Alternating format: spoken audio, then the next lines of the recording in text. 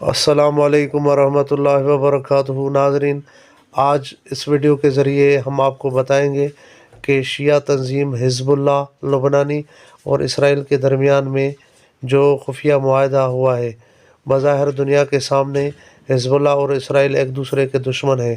واقعتاً حقیقتاً بھی دشمن ہیں یا آپس میں ان کا یعنی یک جوڑ ہے؟ دیکھیں اس ویڈیو کے ذریعے۔ کیا حزب اللہ اور اسرائیل کے درمیان خفیہ معاہدہ ہوا ہے؟ ایک اسرائیلی انٹیلیجنس آفیسر بیان کرتا ہے کہ اسرائیل اور لبنانی شیعہ کے درمیان تعلقات پر اس علاقے کی شرط سے غیر مشروط ہیں، اس لیے اسرائیل شیعہ عناصر کی خصوصی پشت پناہی کرتا ہے، جس سے ان کے درمیان ایک طرح کا سمجھوتا ہو گیا ہے کہ فلسطینی جذبہ جہاد کو مل کر ختم کریں گے۔ دیکھیے یہودی اخبار معارف الیہودیہ 8 ستمبر 1997 کا شمارہ۔ یہ بیان اسرائیل اور لبنانی حزب اللہ کے خفیہ معاہدے کی توثیق کرتا ہے۔ اس کا اعتراف حزب اللہ کے سابق جنرل سیکرٹری صبحی الطفیلی نے بھی کیا ہے۔ صبحی الطفیلی حزب اللہ کا سابق جنرل سیکرٹری تھا۔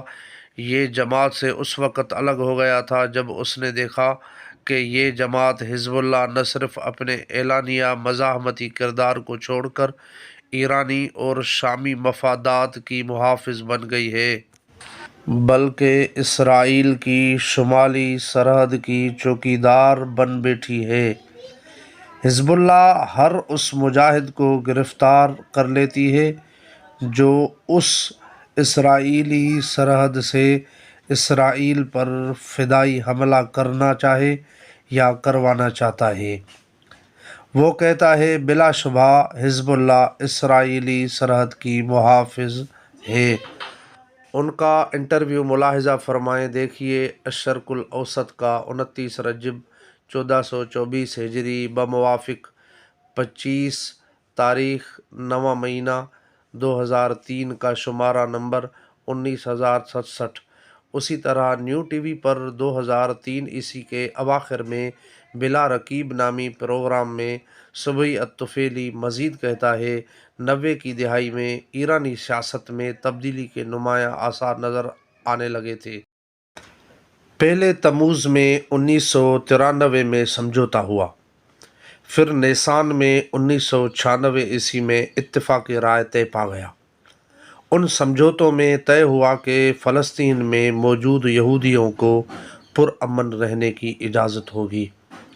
اس سمجھوتے میں ایرانی وزیر خارجہ بھی خود شریک ہوا۔ ان سمجھوتوں کے بعد اسرائیل نے لبنان سے فوجیں نکالنا شروع کر دیں، کیونکہ یہ طے پایا تھا کہ اسرائیل کے خلاف مزاحمتی تحریک ختم کر دی جائے گی۔ تحریک سرحد پر رہے گی اور حملہ آور نہیں ہوں گے۔ پر حزب اللہ کے سابق جنرل سیکرٹری نے مزید کہا میں یہ کہنا چاہتا ہوں اور بھی یہی حقیقت ہے کہ اس سمجھوتے کے نتیجے میں عراقی تحریک مزاحمت سے نکل کر اسرائیلی سرحدوں کی محافظ ہو کر رہ گئی۔ اس لیے اسرائیل جنوبی لبنان میں شیعی اثر و نفوذ کی بھرپور حمایت کرتا ہے تاکہ یہ شیعہ آبادی اسرائیل پر شمالی سرحد سے حملہ آور ہونے والے مجاہدین کے خلاف ڈھال بن سکے۔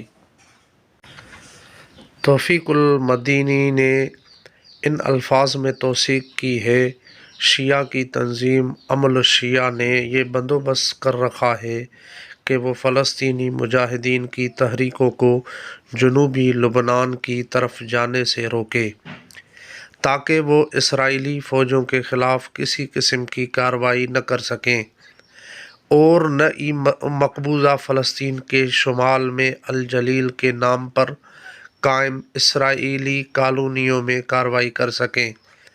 کتاب کا نام عمل الشیعہ و حزب اللہ۔ حزب اللہ کے سابق جنرل سیکرٹری صبحی الطفیلی نے بھی شیعہ کے اس کردار کا اعتراف کیا ہے۔ بیان کرتا ہے جو شخص حزب اللہ کے اس کردار کی تحقیق کرنا چاہے کہ اب یہ تحریک مزاحمت چھوڑ کر اسرائیلی سرحدوں کی چوکیدار بن گئی ہے۔ وہ اسلحہ اٹھائے اور کسی بھی سرحد پر چلا جائے اور وہ یہودی دشمنوں کے خلاف کارروائی کی کوشش کرے تو ہم دیکھ لیں گے۔ حزب اللہ کے مسلح چوکیدار اس کے ساتھ کیا سلوک کرتے ہیں، کیونکہ بہت سارے مجاہدین اسرائیل پر حملہ کرنے کے لیے گئے، لیکن اب وہ اسرائیلی جیلوں میں قید ہیں۔ انہیں حزب اللہ کے مسلح افراد نے گرفتار کر کے اسرائیلی فوج کے حوالے کیا ہے۔ نیو ٹی وی پر کبھی یہ الطفیلی جو سابق ان کا جنرل سیکرٹری تھا، نیوز ٹی وی پر ان کا انٹرویو بلا شک آپ دیکھ لیں۔ اس لیے اسرائیل حزب اللہ کو ختم کرنے اور اس کی قوت کو تباہ کرنے کی کبھی کوشش نہیں کرتا۔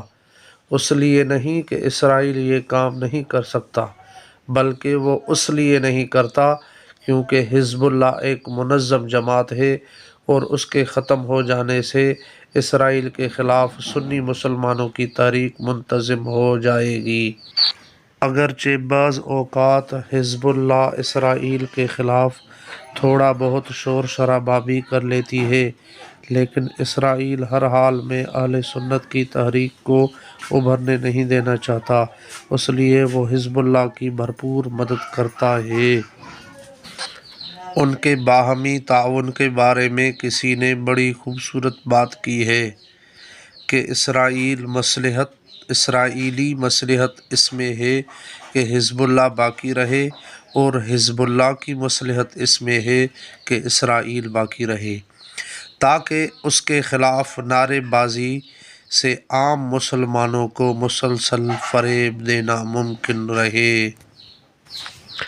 لیکن سنی مسلمانوں کی مزاحمتی تحریک یہودیوں کے لیے نہایت ہی خطرناک اور پریشان کن ہے، کیونکہ وہ کسی قسم کے مذاکرات یا سودے بازی کے قائل نہیں ہیں۔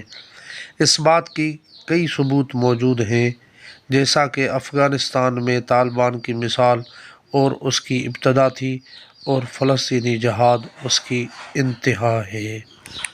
اور شیعہ یہودیوں کے ساتھ آگے بڑھ کر سمجھوتے کرتے ہیں، جیسا کہ ایران نے افغانستان اور عراق میں کیا، یا جس طرح ماضی میں حزب اللہ نے جنوبی لبنان میں اسرائیل کے ساتھ سمجھوتوں کے تحت مزاحمتی تحریک ختم کر دی تھی۔ دیکھیے انٹرنیٹ ویب سائٹ مفکرۃ الاسلام پر ولید نور کا مضمون الوعد الصادق ینہی بوہم کاذب، مورخہ 17/8/2006۔ نیز ربیع الحافظ کا انٹرویو ملاحظہ فرمائیں جس کا عنوان ہے لا حزب اللہ ولا مصالحات الخالیہ، 26/8/2006۔ سامعین، آپ نے اس ویڈیو میں سماعت فرمایا اور دلائل کے ساتھ ملاحظہ کیا کہ حزب اللہ اور یہ یعنی اسرائیل کا آپس میں گٹھ جوڑ ہے، ان کے معاہدات ہوئے ہیں تاکہ سنی مسلمانوں کی تحریکوں کو، مجاہدین کی تحریکوں کو ناکام بنایا جا سکے۔ اللہ سے دعا ہے اللہ ہمیں ہدایت فرمائے، آمین۔